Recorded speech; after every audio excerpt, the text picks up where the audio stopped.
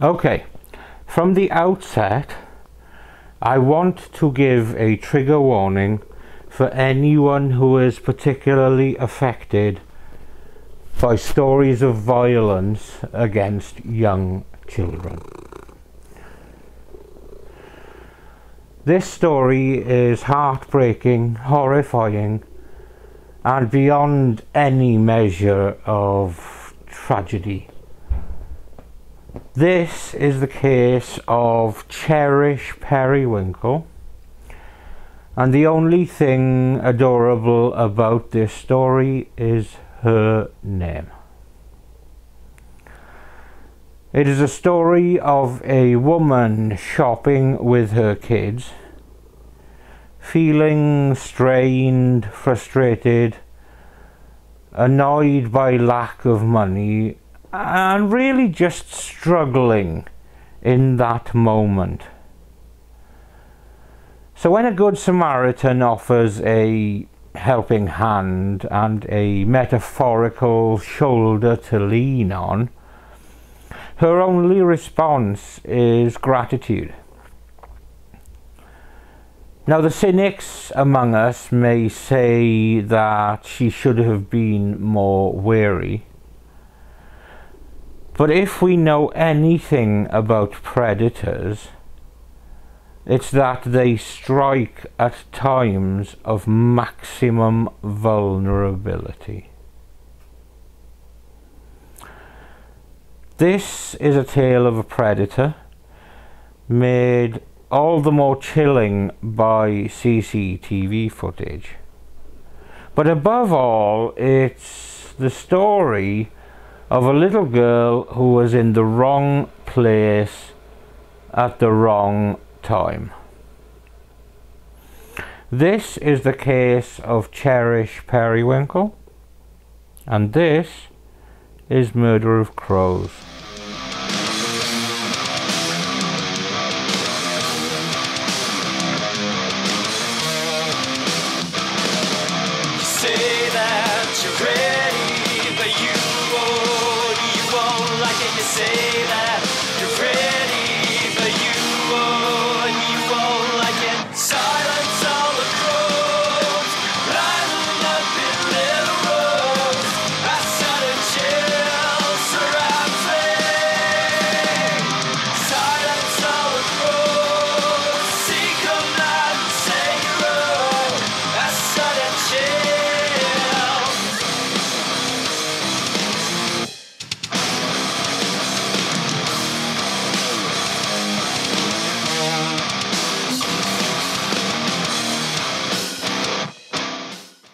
Cherish Lily Periwinkle was born on Christmas Eve of 2004 to parents Rhys Periwinkle, originally from Australia, and Billy Giroux. Rhys was an exotic dancer, whatever that means, and Billy was a sailor. They had a one-night stand in 2004, and they had no contact for a further 3 years when Rhys Periwinkle sued Billy Giroux for child support. While this would lead to financial assistance with raising Cherish if Rhys was successful, it would also open the door to Giroux being more present in Cherish's life, which was a risk since Rhys didn't really know Billy at all. The upshot was constant bickering and arguments about how Cherish was being raised and how she should be raised. They argued about how the little girl got head lice, how she should be dressed, and obviously they argued a lot about money. The fractious relationship between Rhys Periwinkle and Billy Giroux came to a head in 2010 when both parties felt that they should have custody of Cherish. In April of that year, the court appointed an evaluator to determine which home environment was in Cherish's best interests. And that evaluator, named Robert Wood, later said that it was the most difficult decision he'd ever had to make. While the evaluator appreciated that Giroux was not necessarily overtly keen to be a hands-on dad, and his living across the country in California would have meant Cherish living a long way from her mother, the evaluator eventually recommended that Cherish be placed with her father. His reasoning was based around some troubling issues in the life of Rhys Periwinkle. She had been evicted. She was constantly short of money, and she had ongoing mental health issues, and all of these factors together led to Rhys making some poor life choices.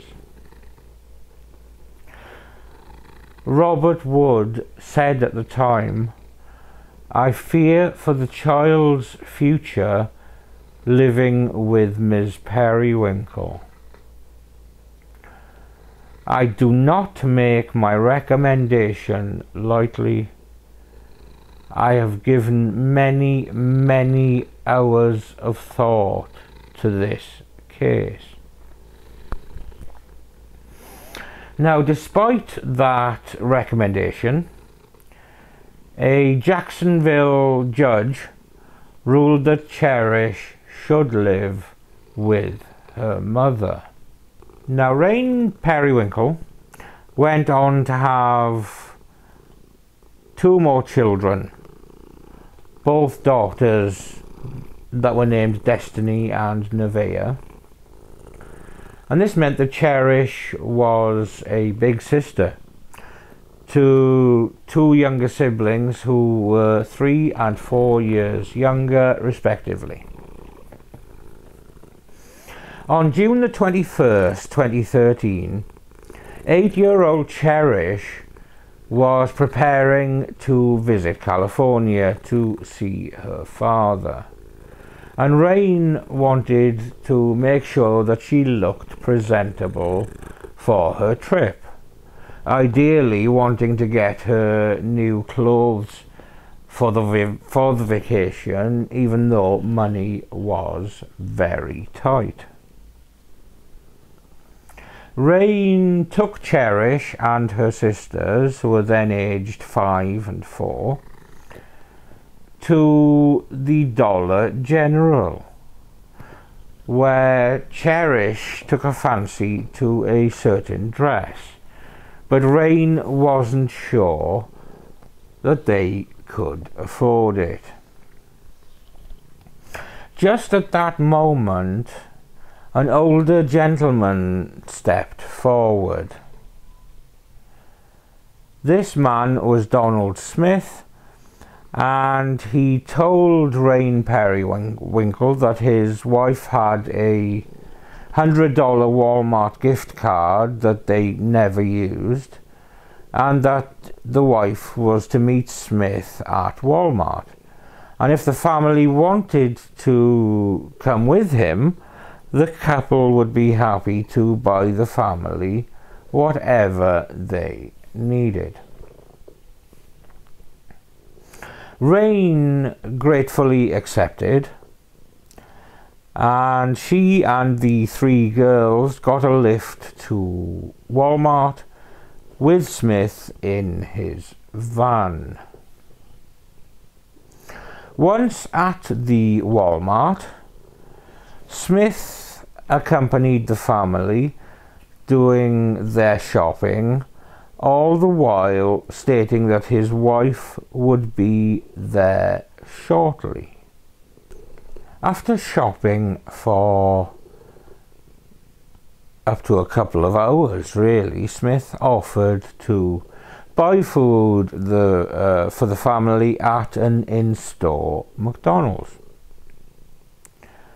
Rain agreed, and when Smith said he'd go on ahead, Cherish ran after him and said that she wanted to go with him. Given that the restaurant was in-store and also very nearby, Rain saw no harm in it, knowing that they wouldn't be far behind. It was a decision that would haunt her eternally. Instead of heading to McDonald's, security footage showed Smith, with Cherish in tow, heading towards his van at around 10:30 p.m.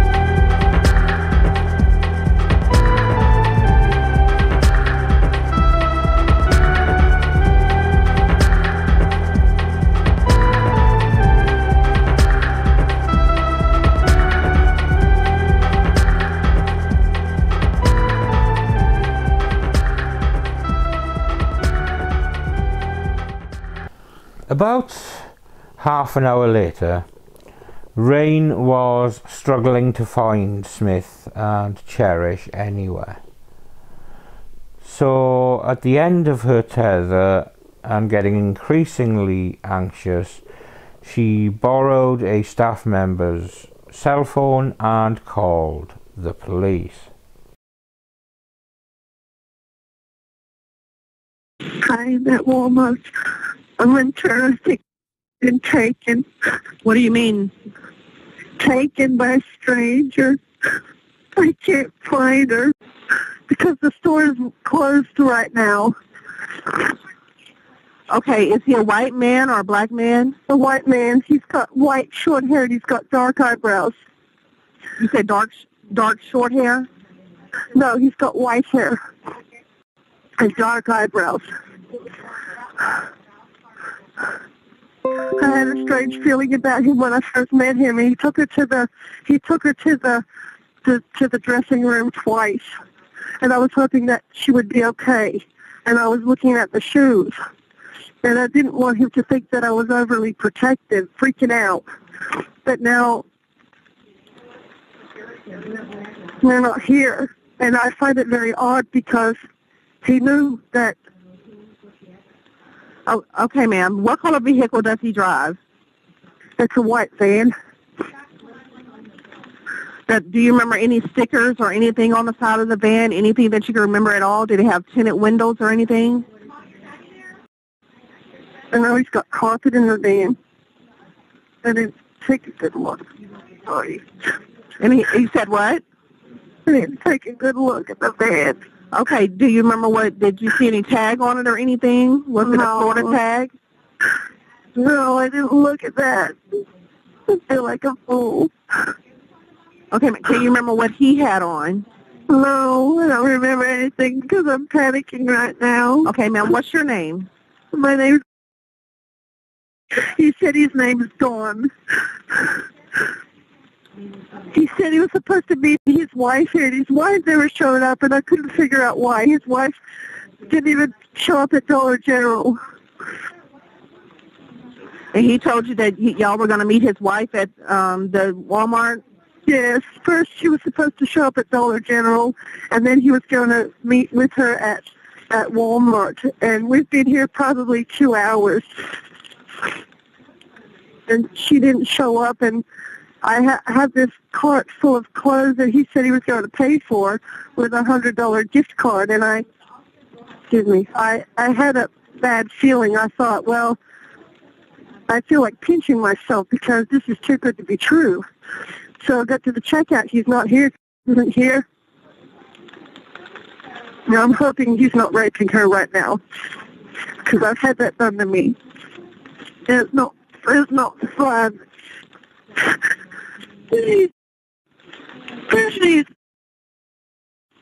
She's supposed to go to California in the morning on the plane, and he knows this. I told him this. He knew when the store was closing. I had a bad feeling about him. Okay, how long have you been looking for you? When was the last time you saw him? How long ago? About half an hour ago. So you've been looking for her for a half an hour? Yes. There's nobody in the store. And he knew the store was closing. He said he was going to McDonald's. She went with him. I should have told her to stay with me. He was going to the McDonald's inside the store? Yes, there's a McDonald's inside the store. He wasn't here. Well, somebody said they saw him, but he's not here. He should have had the nerve to stand here and wait. He must know that I'm panicking by now.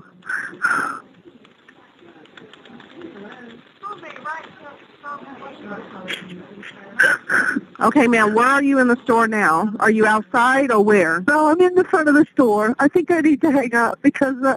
No, ma'am. Are you a white female, black female? Shirt do you have on? 5'8". What color shirt do you have on? I have on a short black polka dot dress and brown flip-flop sandals. I have long red hair. And you're right in front of the store? Excuse me? Who are you talking to? The Walmart employee. They're talking to my girls because they haven't had anything to eat. What you say, ma'am? They haven't had anything to eat, so the Walmart employee was talking to my girls. Talking to your who? My girls. Okay, you have more kids with you? Yes, I have two. My other one, I think he took her. Okay, ma'am, you think she's been taken? You say you have other kids with you? Yes, I do. He was giving too much attention.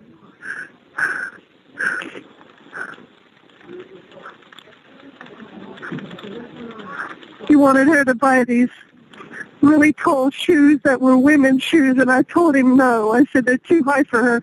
I wouldn't even wear shoes that high. Maybe he was grooming her. I hope to God he doesn't kill her, and I hope to God he doesn't rape her. Okay, and when did you meet him today? I met him at Dollar General in Edgewood. I was struggling with my money to buy the girls some clothes, and he saw that what I was doing, and he waited for us outside the store. And he said that he was waiting on his wife to show up. And so I waited around to meet her, and she didn't show up. And then he said he was going to give us a ride over here to Walmart. And then we waited in the parking lot for maybe 20 minutes for her to show up. She didn't show up. So we all went into the store. We've been here about 2 hours. And she didn't show up. And I don't understand why he would leave right now unless he's got to rape her and kill her. That's the only reason. And I'm wasting my time standing here. You're not wasting your time, ma'am. We have officers on their way to you. I can't remember what I'm wearing. I need to sit down and be calm and close my eyes and try to remember what I'm wearing. Okay, ma'am, just stay in front of the store and yes, try to think about what she's wearing and what he's wearing. So when the officers get there, you can tell them, okay? Yeah. Okay, can you think of anything else about the van or anything? It had a line around the van as if it were maybe a metal, not a sticker, but maybe, I don't know how to explain. Like a pinstripe? You remember what color the line was? I think it was dark, maybe like a silver. And it had a big space in the middle of the van where he had taken out a couple of seats, and he put my stroller in there, or I put the stroller in there. The police immediately leapt into action, and an all-night search ensued. 5 hours after the initial police report, an Amber Alert was issued for Cherish Periwinkle. Thanks to the CCTV, police knew what both Smith and his van looked like, so a bolo was issued for the van. About 12 hours after Cherish's disappearance, police stopped his van on Interstate 95 near downtown. Charles Wilkie Sr., a Jacksonville Sheriff's Office K-9 officer who responded to the traffic stop, later said that as soon as he saw that Donald Smith's clothes were soaking wet, he feared the worst. I shouted out, "Oh my God, she's in the water." And ordered him back, and we ordered him down on his knees, and when I went up to handcuff him, I do a light cursory search around the middle of his waist area just to make sure we didn't miss a weapon as he's walking back to us before I pass him off to another officer. And when I did that, my hand was soaking wet when I touched his pants. I mean, I actually had water on my hands, not just a damp feeling. I actually had water on my hands. So what did that indicate to you, Officer Wilkie? This became a clue in your pursuit of trying to find this missing child. Absolutely, absolutely. Immediately I said, "Oh my God, she's in the water." And he was handcuffed and he's facing away from me, his head straight ahead, but he turned and looked at me very abruptly and caught himself doing it. And then he turned back around and I said, "Oh my God." I knew right then, I said that, she's in water, that, our chances of finding her at this point are probably, as far as being alive or being able to resuscitate, are probably going to be eliminated at this point. But yet you were able to find her pretty quickly after. What led you to the spot where you are now? Well, we had two great citizens that got involved that morning. They saw the Amber Alert go out on the news, and they remembered seeing a van that matched that description behind the church that I'm at now, the Highlands Baptist Church. And when they saw the bolo, they immediately called 911. A couple of them actually came over here and were yelling out Cherish's name, hoping that she was just in the woods and maybe lost. And so we got that information after I had handcuffed Donnie and put him in the car and searched the van. Then I was given this information of where the church was located at, and then I got up here as fast as I could. A few minutes later, Cherish's body was found hidden in a marsh creek behind Highland Church. A scenes of crime officer said that her body was found near a fallen tree, partially covered with grass, vegetation, and some asphalt. Wilkie testified that his first reaction was to try to save her,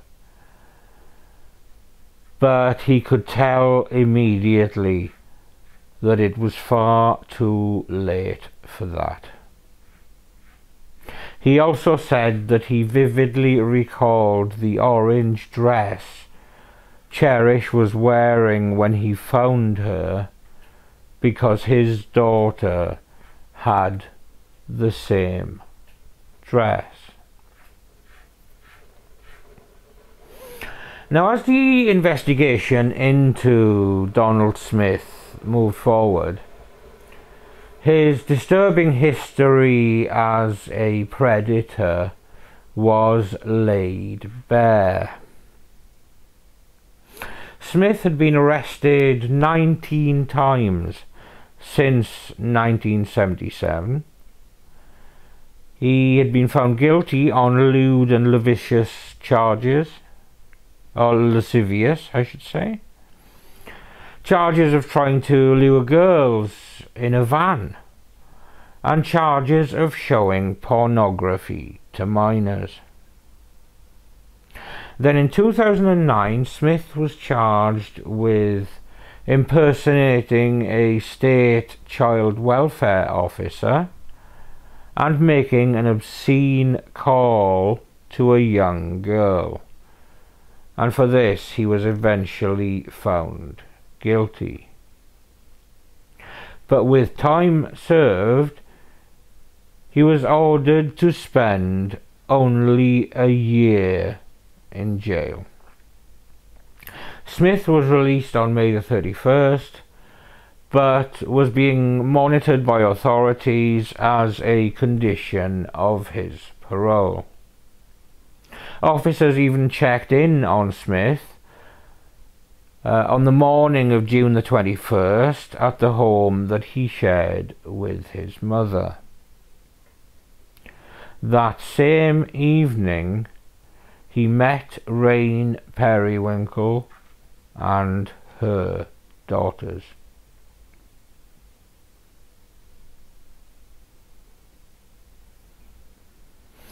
Now, I have to make something clear at this point. The following details around the death of Cherish Periwinkle are graphic and horrifying. If you need to protect yourself, please click off the video. Your health is more important than anything else, so please listen to yourself. Consider this fair warning. The autopsy of Cherish Periwinkle was performed by Dr. Valerie Rao. And unusually, Dr. Rao actually went to the scene before the body was transported to the morgue. And she said that this was driven by a community feeling of anxiety and unrest since Cherish had been reported missing. After she had been transported, a rape kit was used to take evidence from Cherish's body. There were many areas of injury uncovered, from scrapes and bruises that Dr. Rao believed were the result of Cherish being transported to where her body had been deposited, to ant bites that happened after her death. With the exception of the insect activity, Dr. Rao says they determined all of the injuries she suffered happened before her death. The cause of death, as determined by Dr. Rao, was mechanical asphyxia. What she sustained was tremendous force on her neck, such that she basically could not breathe. She suffered swelling of her brain as a result of lack of oxygen to the brain, and as a result of this, she died. Dr. Rao described hemorrhaging and burst blood vessels around her neck as a result of her strangulation. Dr. Rao could not determine what exactly was used, but she determined the bruise pattern was wide and generally consistent with an article of clothing like a t-shirt. The force used during the strangulation was so strong that Cherish suffered skin abrasions as well. Dr. Rao estimated it would have taken 3 to 5 minutes for the girl to die in this manner. She was strangled so viciously that her eyes actually bled.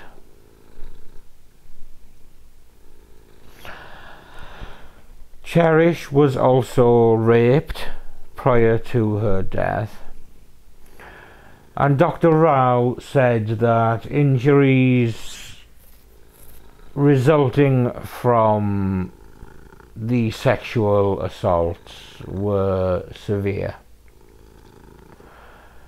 saying, looking at her genital area and her anal area, she had so much trauma. The anatomy was totally distorted by the injuries that she sustained both to her vaginal area and her anus. Dr. Rao said that she also examined Smith at the police memorial building, and that he had injuries to his penis which related to trauma and were consistent with the timing of Cherish's death. There were extensive swabs taken in an effort to match DNA to a subject, and Nicole Lee with the Florida Department of Law Enforcement's Regional Crime Lab in Jacksonville saying that many of those samples pointed to Donald Smith.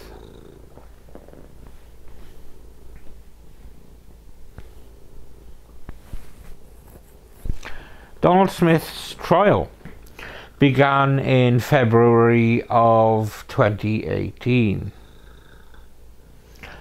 The evidence against Donald Smith was overwhelming, but the court case that followed was a media circus, not least because Rhys Periwinkle was giving testimony, so people could hear her account of what happened that evening.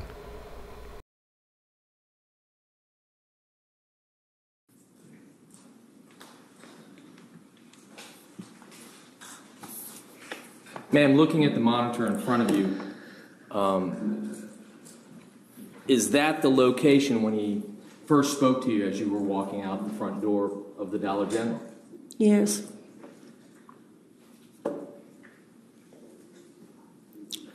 During the course of that conversation, did he make any mention of a gift card that he may have at Walmart? Yes.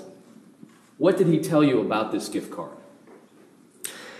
He said, I have a $150 gift card. I'm waiting on my wife. Did he make you believe that he was going to give you or allow you to use the $100 or $150 gift card to buy items for your children? That's what I was thinking. And did he continue to talk to you while he was waiting for his wife? Yes.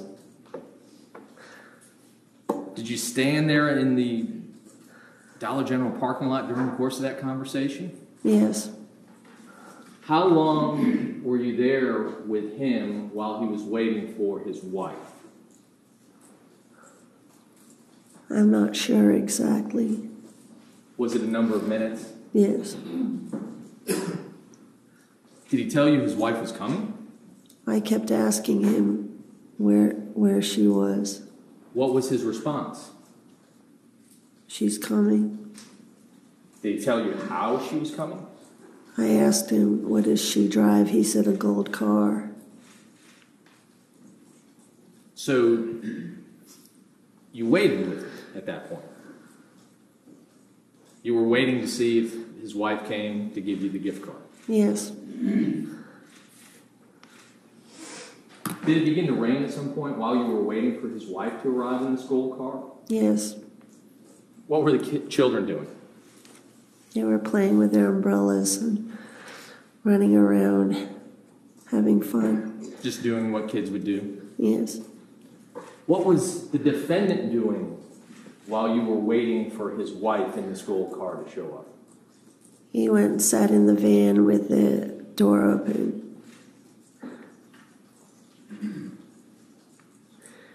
Did the gold car or his wife ever show up at the Dollar General parking lot? No.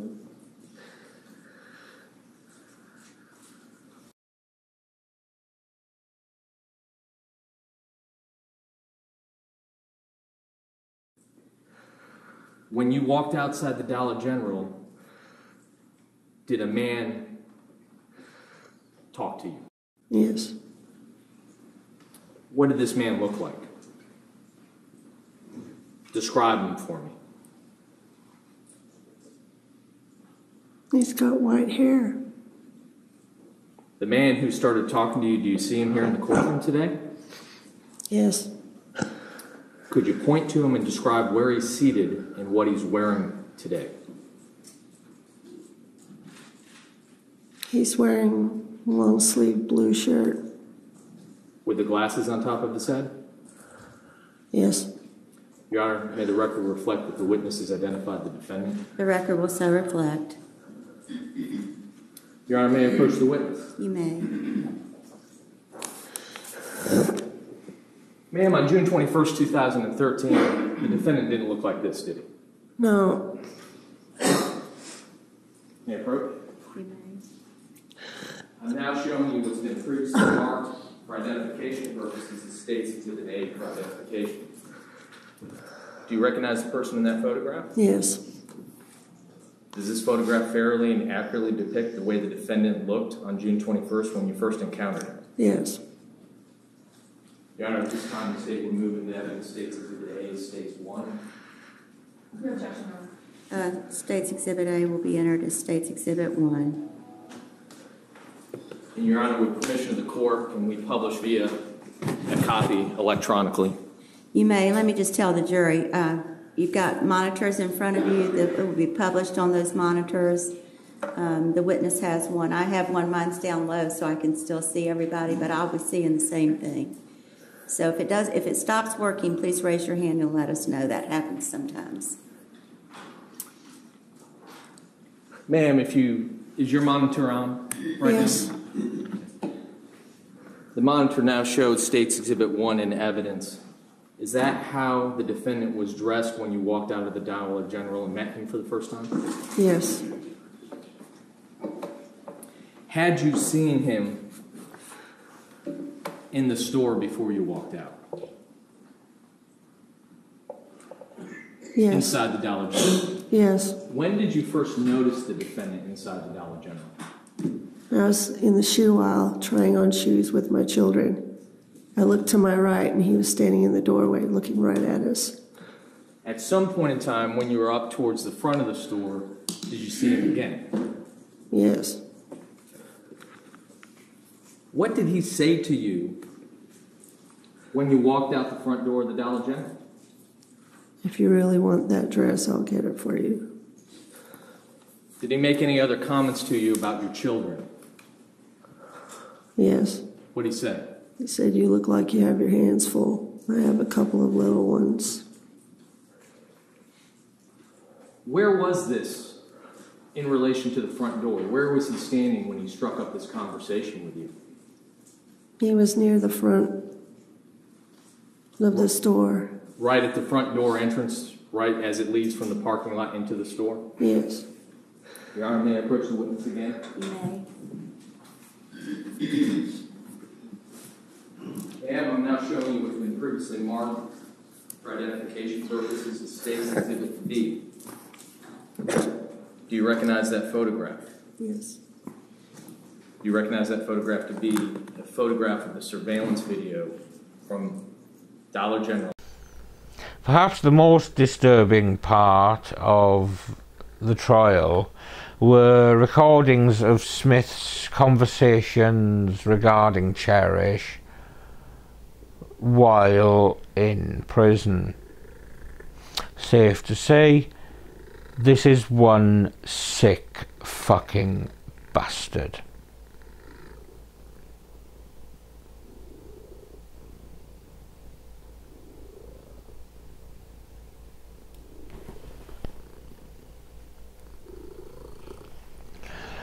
Ultimately, Donald Smith was found guilty of first-degree murder and sexual battery and was sentenced to death in May of 2018. The jurors were in tears after witnessing crime scene photos of the murder, as the defense unsuccessfully tried to suppress the images. Julie Schlacks, the defense attorney, urged the jurors to focus on the law and not on their raw emotions. In April 2021, Smith unsuccessfully attempted to appeal his sentence.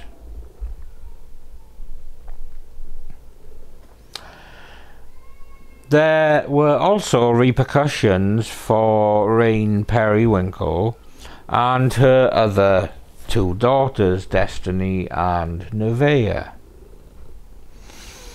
Around a week after Cherish's disappearance, the two girls were removed from Rhys Periwinkle's care. They were later adopted by an aunt who lives in Australia. The adoption by Rhys' sister was finalised in November of 2016, but Rhys didn't learn about it until another sister told her months later. The custody proceeding for the girls was sealed by a judge. Destiny, aged 9, and Nevaeh, aged 7, moved to Australia at the beginning of January. The girls' former guardian ad litem, Patricia Parker, said that Rhys Periwinkle had the chance to get her daughters back, but didn't meet the criteria, which is why the state had no choice but to put them up for adoption. State law mandates that permanency for children is the goal, and most of the time parents are given 12 months to complete a case plan, which is a faster timeline than some other states. Local officials say that permanent placement for a child is more important than giving a parent more than the allotted time to meet the requirements to regain custody.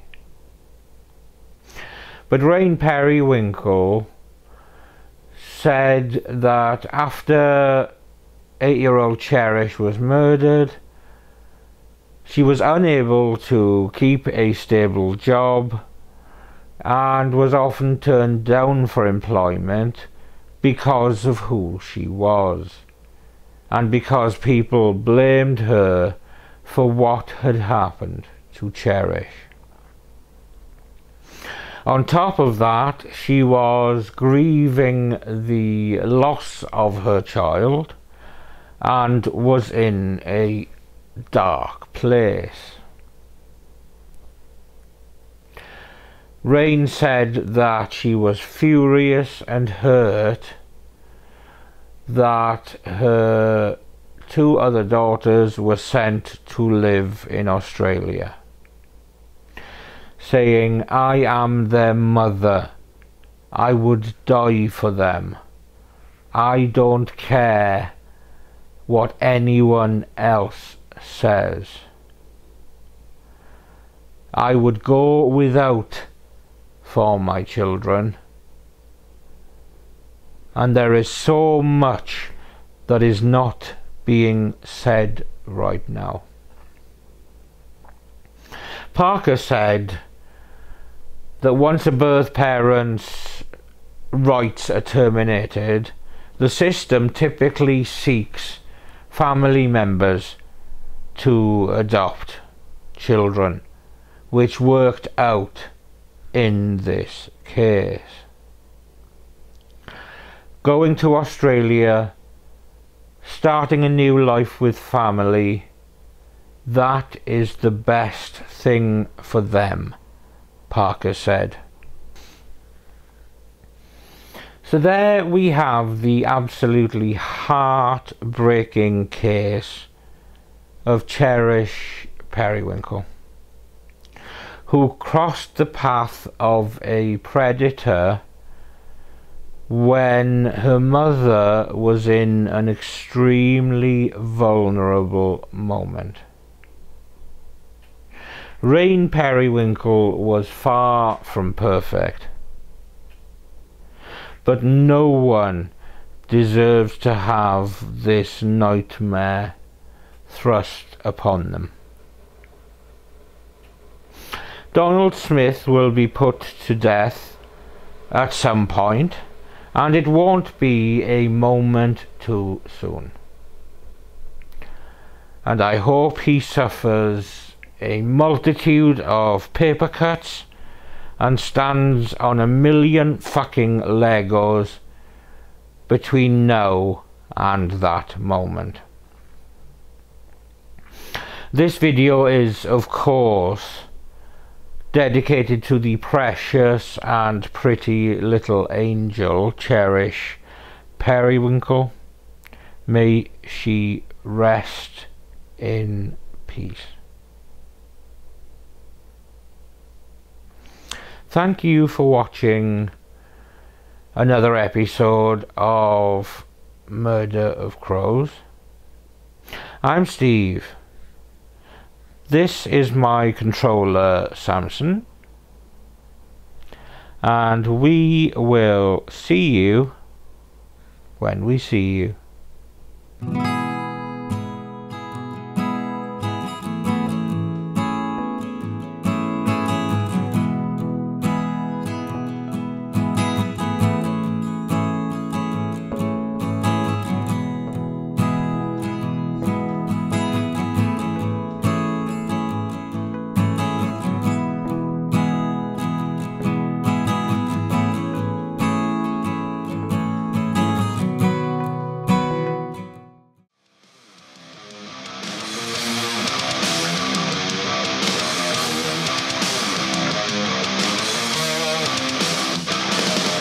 Say that you're ready, but you won't like it. You say that you're ready.